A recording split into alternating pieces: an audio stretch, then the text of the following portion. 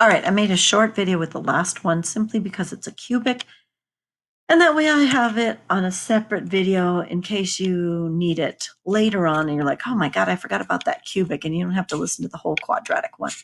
All right, so this is a cubic. Hopefully you know by doing the activity yesterday that you know that a cubic goes like this and a negative cubic goes like this. Well, this is a negative. So it should look something like this, okay? From doing the problems before, you might realize that if this has 0b squared plus 0x squared, 0x squared plus 0x plus 0, in other words, b, c, and d are all 0, you might realize that this is going to pass through 0, 0. Okay, but they don't anticipate that you do. So here's what they're going to tell you. They go 1 point with 0, like plot 5 points, 1 point with x equals 0, 2 points with negative values, and 2 points with positive. So we're going to plug and chug. Okay, and we're going to plug and chug in order of numbers, like in numerical order. So -2, -1, 0, 1, and 2. These are always really good numbers for anything that goes through 0, 0. Okay, so let's go ahead and plug. I'm going to plug and chug. I'm going to show my work here, and then we're going to graph these after. Okay, so we go y equals -9/8 times x cubed. X cubed. Well, we're going to plug in the -2. So y equals -9/8 times -2 cubed. Well, -2, I often recommend that you hold up your hand and you hold up the number of fingers of the exponent and then count 2 times 2 times 2. 2 times 2 is 4, 4 times 2 is 8, but this is a -2. So we're going -2 times -2 is +4 times -2 is -8. Okay, so we're going to get y is equal to -9/8 times -8. And then this cancels, and you're going to get -1.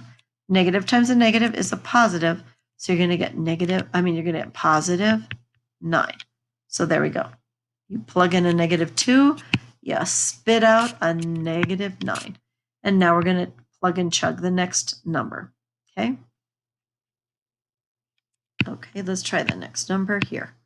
Okay, -9/8 times -1 cubed. -1 times -1 times -1 is -1. Okay, well, I shouldn't put it like that, sorry. -1. I don't know what I just put, but I hope I did that. I mean, I know I did it right. The question is, did I put the notation wrong? I evaluated it here, you guys. So negative times a negative is a positive, so you get y equals 9/8. Now, I recommend you go ahead and put this actually in fraction form, 1 1/8, or a decimal, simply because on graphing, it's much easier. Okay, I typically will say, absolutely, rule of thumb in math is that you don't ever go to decimals unless you're doing a word problem or graphing. Okay, let's plug in a 0. So 0 cubed is 0. Anything times 0 is 0. Woo. Okay, now we're going to plug in a 1. Now you might be thinking, oh, I bet you it's the same. Well, let's see. Same as 1. Check it out. What is 1 cubed? 1 times 1 times 1. +1. Therefore, the answer is -9/8. Okay, -9/8. Okay, or -1 1/8. Okay, and then when we plug in a 2, what's going to happen? Plug in a 2. Okay, we finally reached that answer. So 2 cubed is 8. Okay, 8 cancels, and you get -9. I don't know if I made a mistake in the very first step, but we get -9. So here we go. I'm going to erase my work, and I only condensed it because I don't have anywhere to go, you guys. I just don't. And it is nice having a whiteboard for graphing. Holy cow, it's so nice. So I'm going to make this kind of small because I need to get to 9, okay? On the y-axis. So 1, 2, 6, 7, 8, 9. Oops, let's try that again. 1, 2, 3, 4, 5, 6, 7, 8, 9. Okay, and then we only need to go on the x, 1 and 2, -1, -2. All right, so -2, -9 is here. You can see that my x values are longer than my y.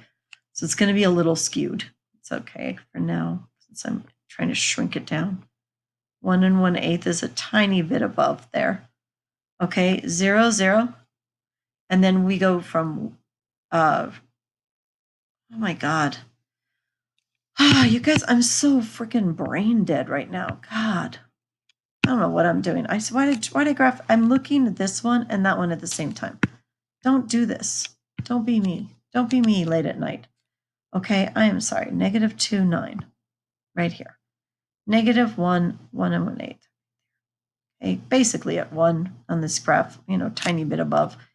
Okay, 0, 0, 1, -1 1/8, which is right here. 2, -9.